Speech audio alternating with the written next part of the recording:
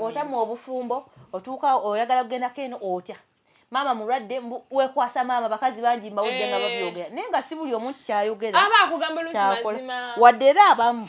bakola osobola okugamba mugeze wa mama naye kimukozesa ekyo kubanga omufuga bubi wamwe yakweta mwatamana kuba waliwo natandika okulimba agenda asinkane gwawe waliwo n'abasajja nabo waliwo omusajja gwogamba ogenze wa mama n'agamba okitsoke agenda okuba ekiro nti mama munnayo obukuluma buli butya nti nze sinnalwalako ng'ate omukazi wagambye ogenda wa mama nabeerudda tubasaasiremu omuntu okukola ekintu ekyo aba na reason why behind olw'ensonga agamba kati ensonga gy'otangambye bwe simulimbe